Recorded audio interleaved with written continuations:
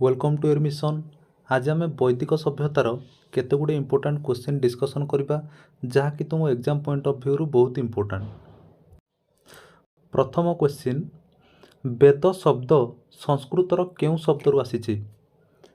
मन रख, वेद शब्दटी विद शब्दरू आसीछि। द्वितीय प्रश्न देखिबा, वेद केते भागरे विभक्त? मन रख, वेद 4 भागरे विभक्त, ऋग, साम, यजुर, अथर्व। तृतीय क्वेश्चन देखिबा, केउं वेद सर्वप्राचीन अटे? मन रख पिला माने, सर्वप्राचीन वेदर नाम हेउची ऋग वेद। डी, भूत प्रेतादीर विश्वास केउं वेदरे वर्णित?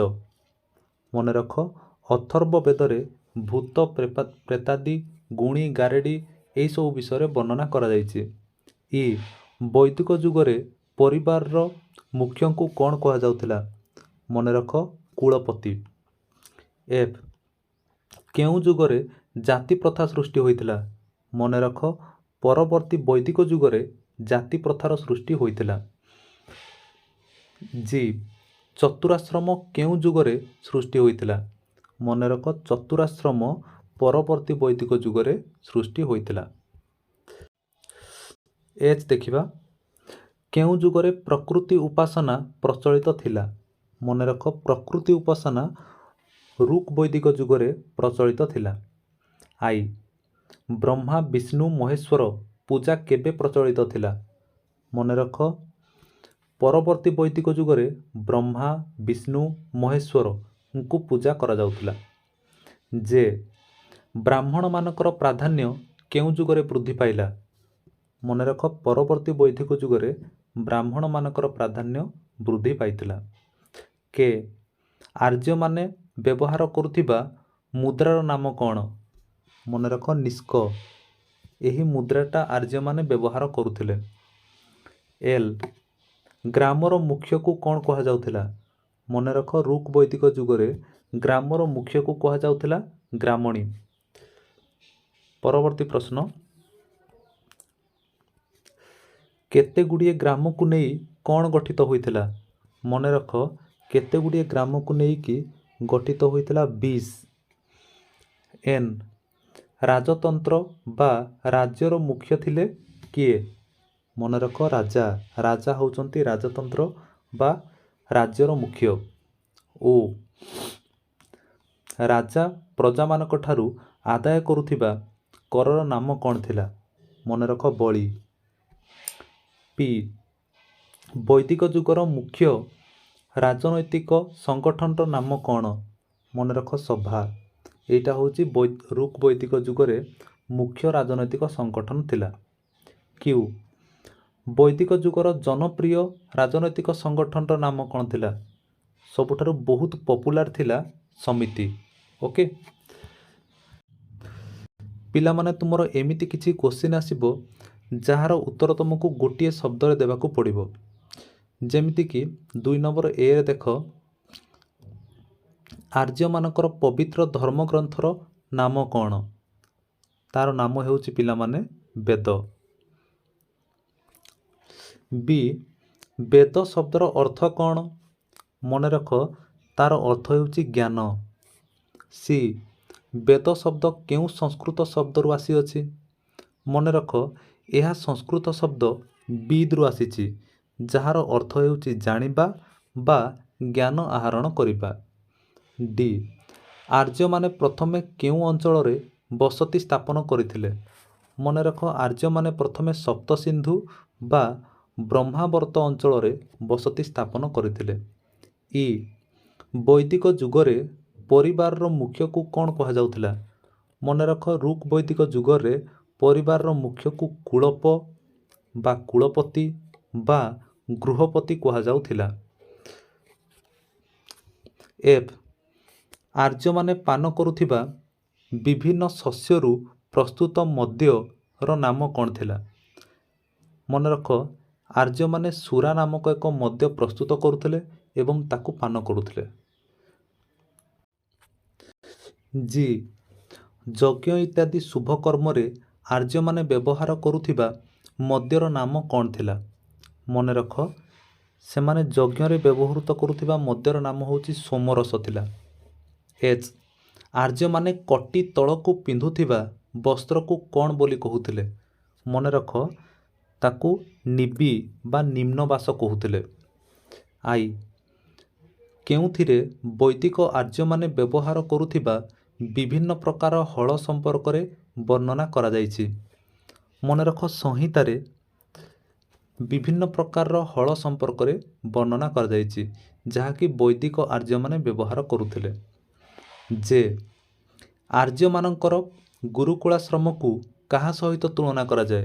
ମନେ ରଖ, ଆର୍ଯ୍ୟମାନଙ୍କର ଗୁରୁକୁଳାଶ୍ରମକୁ ମଣ୍ଡୁକର କୋଜନ ସହିତ ତୁଳନା କରାଯାଏ।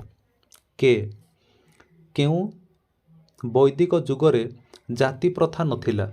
ମନେ ରଖ, ଆଦି ବୈଦିକ ଯୁଗ ବା ଋକ୍ ବୈଦିକ ଯୁଗରେ ଜାତି ପ୍ରଥା ନଥିଲା।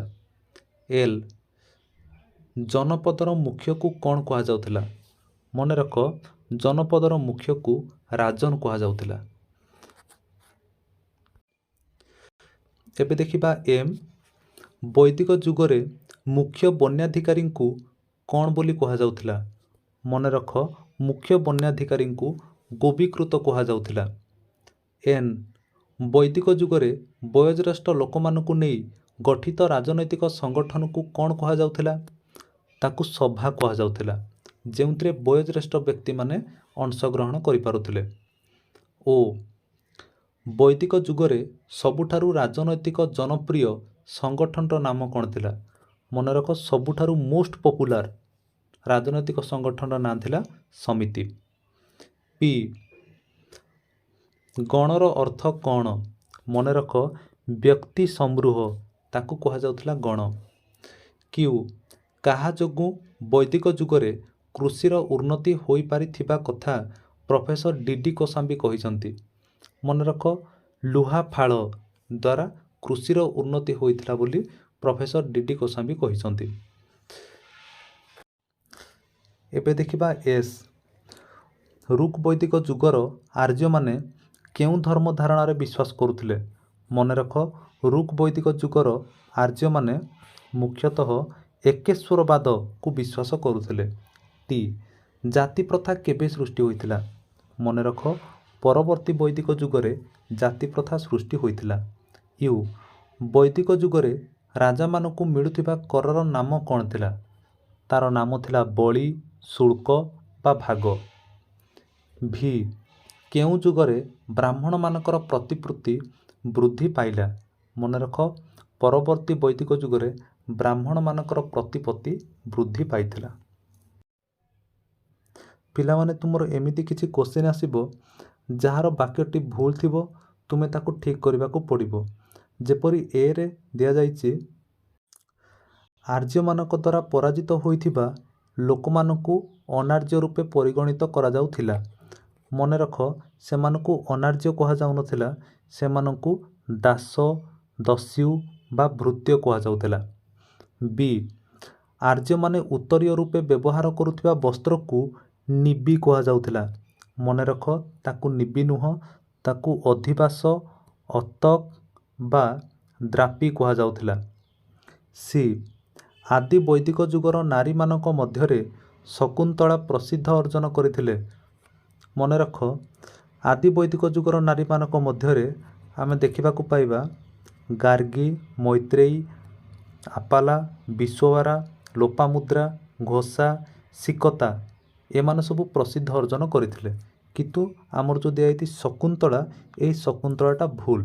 ଓକେ, ଦେନ୍ ଆମେ ଦେଖିବା ଋକ୍ ବୈଦିକ ଯୁଗରେ ଜାତି ପ୍ରଥାର ସୃଷ୍ଟି ହୋଇଥିଲା। ମନେ ରଖ ପିଲାମାନେ, ସେଟା ପରବର୍ତ୍ତୀ ବୈଦିକ ଯୁଗରେ ଜାତି ପ୍ରଥା ସୃଷ୍ଟି ହୋଇଥିଲା। ଋକ୍ ବୈଦିକ ଯୁଗରେ ନାହିଁ, ପରବର୍ତ୍ତୀ ବୈଦିକ ଯୁଗରେ ସୃଷ୍ଟି ହୋଇଥିଲା। ଇ ଦେଖିବା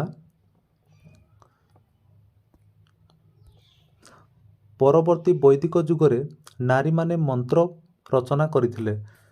ମନେ ରଖ, ସେଟା ପରବର୍ତ୍ତୀ ବୈଦିକ ଯୁଗ ନାହିଁ, ସେଟା ହେଉଛି ଋକ୍ ବୈଦିକ ଯୁଗରେ ନାରୀମାନେ ମନ୍ତ୍ର ରଚନା କରିଥିଲେ। ଏବେ ଦେଖିବା ଏଫ୍ ବୈଦିକ ଯୁଗରେ ଗ୍ରାମ ମୁଖ୍ୟଙ୍କୁ ଗ୍ରାମ ରକ୍ଷୀ କୁହାଯାଉଥିଲା। ଦେଖ ପିଲାମାନେ, ବୈଦିକ ଯୁଗରେ ଗ୍ରାମର ମୁଖ୍ୟଙ୍କୁ ଗ୍ରାମ ରକ୍ଷୀ ନୁହଁ, ତାଙ୍କୁ କୁହାଯାଉଥିଲା ଗ୍ରାମଣୀ। ଜି, ବୈଦିକ ଯୁଗରେ କେତେଗୁଡ଼ିଏ ଗ୍ରାମକୁ ନେଇ ଜନ ଗଠିତ ହୋଇଥିଲା। ମନେ ରଖ, କେତେଗୁଡ଼ିଏ ଗ୍ରାମକୁ ନେଇ ଜନ ନୁହଁ, କେତେଗୁଡ଼ିଏ ଗ୍ରାମକୁ ନେଇ ବିଶ ଗଠିତ ହୋଇଥିଲା।